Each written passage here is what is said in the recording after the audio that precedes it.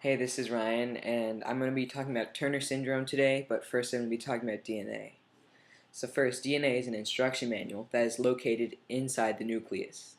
It stores and passes on information needed through generations for making proteins.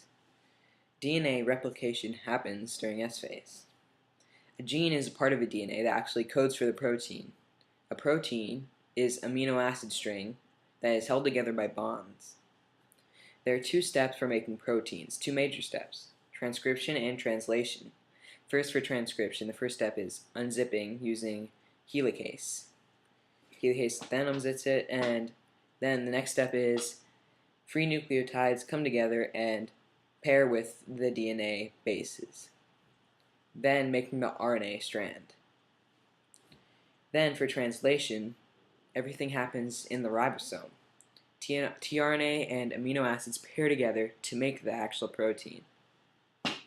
Now for Turner syndrome, the actual mistake is when a girl is either born with one X chromosome or she's missing part of her second one.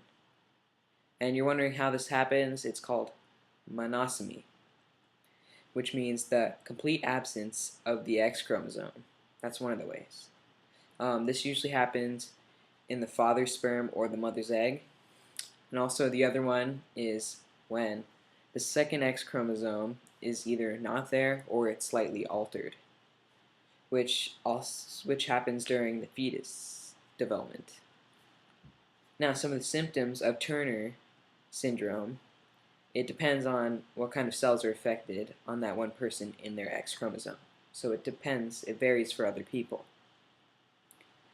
Some of them are loss of consciousness, weakness or paralysis, strokes, high blood pressure, delay in pulse in one arm compared to the other, ovary failures, and not being able to complete puberty. For another common set of symptoms is that the height is usually affected. The average height for someone with Turner syndrome is 4 feet 7 inches. Another one is ovaries don't develop properly, and problems with breast development and menstruation. Also, low hairline in the back of the neck and abnormal bone structure. Now you're wondering, how is this passed on? But most of these are not inherited. Some of these mutations occur randomly during meiosis, but the exact causes are unknown. Now there's some therapy out there, some people helping you out there. There are 3 types of main therapy for Turner syndrome. One is called estrogen therapy, where it helps the breast development and menstruation cycle and increases bone mass. Another one is hormone therapy, hormone replacement therapy, which increases the bone mass too, but also results in osteoporosis sometimes. And the last one is growth hormone therapy. It helps reach the normal height for a female, but sometimes some of the hormones don't react to the therapy. It's also possible for people with Turner syndrome to live a normal life, but they also have to get regular medical care.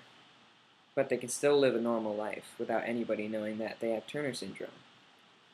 Thank you. That was my presentation on Turner syndrome.